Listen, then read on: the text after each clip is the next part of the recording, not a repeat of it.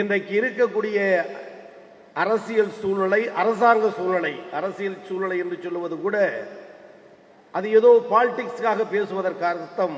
இன்றைக்கு இருக்கிற அரசாங்க சூழ்நிலை மாநிலத்தில் இருக்கக்கூடிய கல்விகளை எல்லாம் ஒழித்துவிட்டு ஒரே கல்வி பாடத்திட்டத்தை ஒற்றை அரசாக சர்வாதிகார போக்காக ஒன்றிய அரசு திணிக்க முற்படுகிற போது இந்தியாவில் இருக்கிற மாநிலங்களில் துடித்தெழுந்து எதிர்க்கிற ஆண்மையுள்ள ஒரு மாநிலம் தமிழ்நாடு என்பதை இன்றைக்கு இந்தியா உற்று நோக்குகிற காலகட்டத்தில் நாம் நம்முடைய துணை முதலமைச்சரை இங்கு நாம் பெற்றிருக்கிறோம்.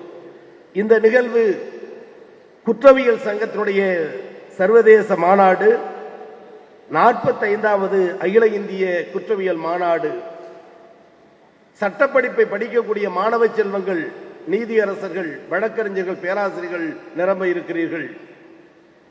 இதே பல்கலைக்கழகத்தில் ஒரு மாணவராக சேர்ந்து பயின்ற நான், PhD முனைவர் பட்டம் சென்மலை பல்கலைக்கழகத்தில் பயின்ற நான் 2011 23 சட்டமன்ற உறுப்பினர்கள் தேர்வு செய்யப்பட்ட போது பல்கலைக்கழகத்தின் சிண்டிகேட் உறுப்பினராக தேர்வு செய்யப்பட்ட நான் அன்பு தலைவர் டாக்டர் கலைஞரால், ஆருயிர் தலைவர் நம்முடைய தமிழ்நாடு முதலமைச்சரால் நினைத்து பார்க்கிறேன். எங்கள் துணை முதலமைச்சரை வைத்துக் கொண்டு சொல்கிறேன், எந்த கல்லூரியில் வரிசையில் நின்று மாணவனாக பணம் கட்டினோ, தேர்வு கட்டணம் கட்டினோ, என்னுடைய தேர்வு நுழைவுச்சீட்டை பெற்றேனோ, அதே பல்கலைக்கழகத்தில் இன்றைக்கு உயர்கல்வித்துறை அமைச்சராக ஒரு எளியவனை கொண்டு வந்து நிறுத்திய பெருமை திராவிட மாடல் ஆட்சியின் அற்புத சாதனை.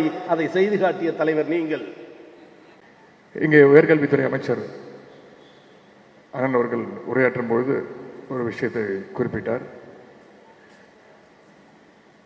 இந்தியாவிலே எந்த மாநிலத்திற்கு என்ன மாநில உரிமைக்கு எந்த தீங்கு வந்தாலும், ஒரு இடர்பாடு வந்தாலும் முதல்ல குரல் கொடுக்கின்ற ஒரு மாநிலம் தமிழ்நாடு என்று குறிப்பிட்டார்.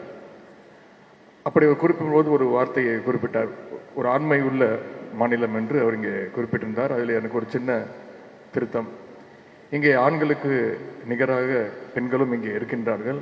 எனவே ஆண்மை என்றால் அது ஒரு தனியான ஒரு வீரம் என்றெல்லாம் கிடையாது. அவர் குறிப்பிடும் போது இன்னொரு வார்த்தையும் குறிப்பிட்டார். இந்தியாவிலே 3வது இடத்தில் அதிகமான பெண் போலீசார் உள்ள இடமும் தமிழ்நாடு தான் என்று இங்கு குறிப்பிட்டார். நான் அவரிடத்தில் தெரிவித்துக் கொள்வது, உங்களிடத்தில் தெரிவித்துக் கொள்வதில் இங்கே ஆணுக்கு பெண் நிச்சயம் எல்லோருமே சரிசமம் என்பதை இங்கே என்னோட உரையின் முன்பு குறிப்பிட நான் விரும்புகின்றேன்.